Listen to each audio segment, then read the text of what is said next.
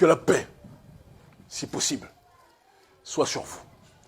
Je dis si possible parce que certaines personnes qui vivent dans des conditions d'oppression qui dépassent l'entendement, comme au Kivu, à l'est du Congo, comme au Soudan, aujourd'hui, c'est important qu'on puisse le préciser aussi. Certaines personnes qui vivent l'oppression dans leur chair, au-delà du possible, qui les déconnectent même du cadre, du reste de l'humanité, il est difficile pour ces derniers d'entendre parler de paix lorsqu'ils n'ont pas accès à la notion de justice. Mais pour ces derniers, parce que nous les aimons en crever, parce que nous les aimons au-delà de la raison, nous leur souhaitons la paix qui va de pair avec la justice et avec le fait de retrouver sa souveraineté. Mes frères et sœurs, je vous aime en crever. Vous m'avez manqué, ça fait longtemps que je n'ai pas pu directement m'adresser à vous, d'accord? Mais je le fais aujourd'hui. Vous savez que j'ai été ces derniers temps un petit peu malheureusement déconnecté de l'actualité pour la simple et unique raison que j'étais, pour raison familiale, occupé. Je sais que vous l'avez compris dans votre immense majorité, mais c'est important que je vous dise que je vous aime et que l'on puisse se prononcer sur un sentiment, sur une situation, excusez-moi, historique qui s'est déroulée récemment, en l'occurrence la reprise de Kidal. La reprise de Kidal est un symbole. Mes grands frères et grandes sœurs, en l'occurrence ma grande sœur, mon sang, Nathalie Yamb, et mon grand frère Franklin Yamsi se sont déjà exprimés avec dignité, grandeur et précision sur les événements. Et donc, je vous encourage à regarder déjà ce qu'ils ont dit sur ce sujet. Mais je voudrais rebondir sur la symbolique de cet événement pour les dirigeants de la France-Afrique qui ont décidé de marcher avec l'entité coloniale française qui est elle-même responsable, co-responsable avec le gouvernement américain de la déstabilisation du Sahel.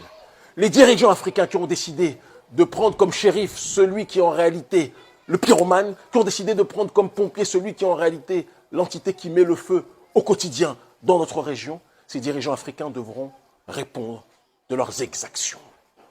Les dirigeants africains, lorsqu'ils voient ce qui se passe à Kidal, lorsqu'ils voient que l'armée malienne qu'on a humiliée pendant des années, lorsqu'ils voient cette armée malienne qu'on a présentée comme l'armée la plus nulle, je n'oublierai jamais certains Africains, et parfois certains Maliens qui disaient on n'a pas d'armée, ce sont des plaisantins, etc., etc. Cette armée n'était pas une armée médiocre, c'était une armée désarmée par l'oligarchie française et par leur pion de l'époque, Ibrahim Boubacar Keïta. Dans la coutume, on dit paix à son âme, et donc je dirais paix à son âme, même si politiquement parlant, je vomissais son idéologie, c'est important aussi que je puisse le préciser.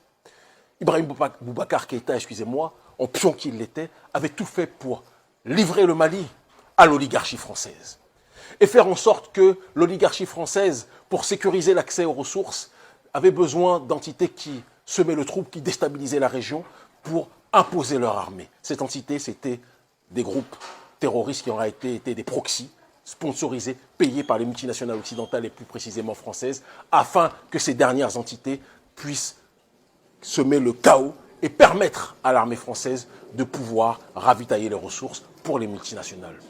Cette situation, nous la connaissons, vous la connaissez, et c'est pour ça que ceux qui se disaient être les forces prioritaires pour pouvoir chasser les terroristes ont maintenu le terrorisme pendant des années, ont interdit à l'armée malienne de pouvoir rentrer, d'accord, sur Kidal, et dès lors qu'on a chassé l'armée française, dès lors qu'on a chassé la MINUSMA, dès lors qu'on a chassé toute entité qui était dans une dynamique de déstabiliser le Mali, très rapidement, avec les choix géostratégiques qui s'imposaient, l'armée malienne a réussi à reconquérir son territoire. Et ça, c'est un rappel pour tous les dirigeants africains corrompus qui marchent avec l'oligarchie française. J'ai une pensée pour Patrice Talon.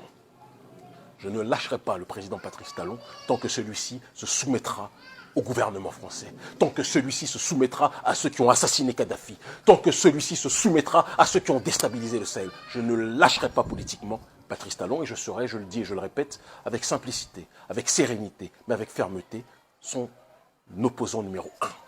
Je ne serai pas un opposant qui joue l'opposant pour faire l'opposant, mais qui est un élément de la France-Afrique. Nous luttons contre la France-Afrique et nous luttons contre Patrice Talon. Nous ne luttons pas simplement contre Patrice Talon, tout en voulant préserver la France-Afrique comme certains opposants béninois le font. Ce n'est pas notre ligne et ça ne le sera jamais. Ce message aussi de la reprise de Kidal est une dynamique qu'il est important de retenir aussi pour Alassane Dramane Ouattara, aussi pour Macky Sall et tous ceux qui ont décidé de marcher et d'agir pieds et mains liés avec le gouvernement français. Vous voulez vous allier avec ceux qui ont mis le feu partout et vous voulez que ceux qui ont mis le feu partout agissent comme des pompiers dans votre jardin. Vous êtes des plaisantins. Et c'est important qu'on le dise avec politesse, avec sérénité et avec fraternité. Vous n'êtes pas des gens sérieux. Et vous ne méritez pas de nous gouverner. Et si on était dans des États démocratiques véritablement, disons les choses telles qu'elles sont, où le peuple avait véritablement voix au chapitre, où il n'y avait pas des trucages systématiques aux élections, il y a longtemps que vous auriez été balayé, et il n'y aurait pas eu besoin, dans les États que nous connaissons, que ce soit au Niger, que ce soit au Mali, que ce soit au Burkina Faso, il n'y aurait pas eu besoin, quelque part, d'opérations de restauration de l'État que France 24, RFI et tous ces médias mille collines néocoloniaux que nous connaissons appellent des coups d'État. Mais malheureusement, comme nous sommes dans des États qui sont privés de la démocratie réelle, de la souveraineté populaire, eh bien le peuple se mobilise et à la suite des mobilisations du peuple ou de la prise de conscience collective du peuple, les militaires prennent leurs responsabilités. Et c'est ce qui s'est passé au Mali, avec un mouvement qu'il est important de soutenir et dont on doit se rappeler. Parce que, comme on dit, la défaite est orpheline, mais la victoire a plusieurs pères. Nous savons de quoi nous parlons. Le Mali, s'il n'y avait pas eu les mobilisations de masse depuis 2015, auxquelles le mouvement et auxquelles un frère comme Adama Ben Diarra et Sidiki Kouyaté et mon frère Bassaro Silla et notre organisation Urgence panafricaniste, auquel nous avons participé depuis tant d'années, il n'y aurait pas eu cette chute systématique de l'influence française au Mali. C'est important qu'on puisse le dire, parce que certains veulent oublier l'histoire, mais nous n'oublierons pas ceux qui ont sacrifié, comme Ben le cerveau Adama Ben Diarra, qui est en prison aujourd'hui, j'y reviendrai tout à l'heure, mais qui a contribué largement à ce que l'armée française puisse reculer, de telle sorte que le Mali puisse, à travers ses courageux militaires que sont Assimi Goïta, Sadio Camara et autres, puissent prendre leurs responsabilités. Nous devons leur rendre hommage, sinon nous ne serons pas dans une dynamique réelle de dignité. Cette armée malienne a réussi, en suivant la dynamique géostratégique, qui est une dynamique que nous prenons depuis des années, d'accord, couper le cordon ombilical avec l'oligarchie française et s'allier avec des partenaires géostratégiques qui ont les mêmes adversaires que nous, disons les choses telles qu'elles sont, que ce soit l'Iran, que ce soit la Russie, d'accord. Ils ont réussi à reconquérir Kidal avec une spectaculaire fluidité. Kidal qui était le symbole, quelque part, du territoire occupé par les forces terroristes qui sont en réalité, qui ne sont rien d'autre que les proxys en réalité, de l'oligarchie française et des multinationales françaises. Dès lors qu'on s'est débarrassé de l'armée française, dès lors qu'on s'est débarrassé de la MINUSMA, dès lors qu'on s'est débarrassé de tous les corps exogènes qui sont en réalité les supplétifs du néocolonialisme français et occidental, l'armée malienne a pris ses responsabilités et a retrouvé son territoire. Et c'est un symbole et un signal pour tous les militaires d'Afrique, entre guillemets francophones, du précaré français en Afrique.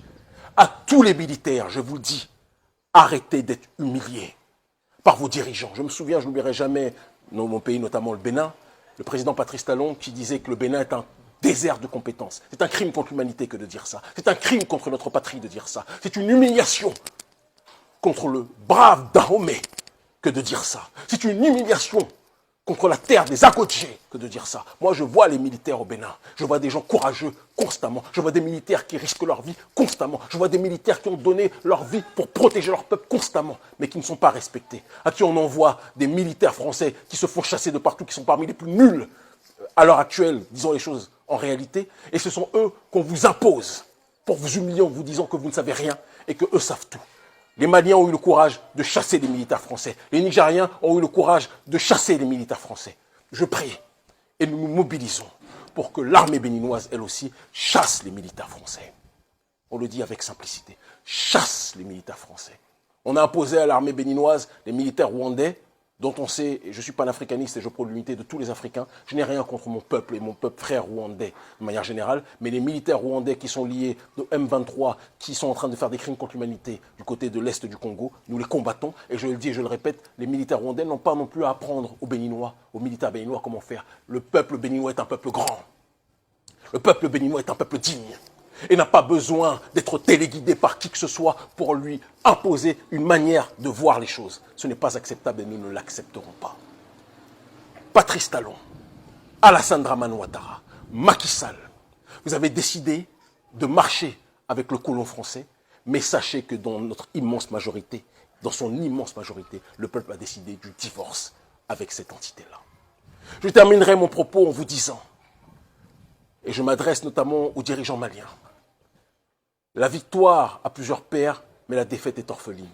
N'oubliez pas que des frères comme Adama Ben Diarra ou Sidiki Kouyaté étaient avec vous, étaient au sein du peuple, étaient en train de se mobiliser avec nous notamment contre le néocolonialisme français à une époque où personne ne le faisait. Faites preuve de clémence en libérant ces deux frères que je viens de citer, s'il vous plaît, parce qu'ils ont donné leur vie pour vous, malgré les erreurs qu'ils ont faites. Je pense qu'ils ont compris leur erreur. Pardonnez-les. Merci.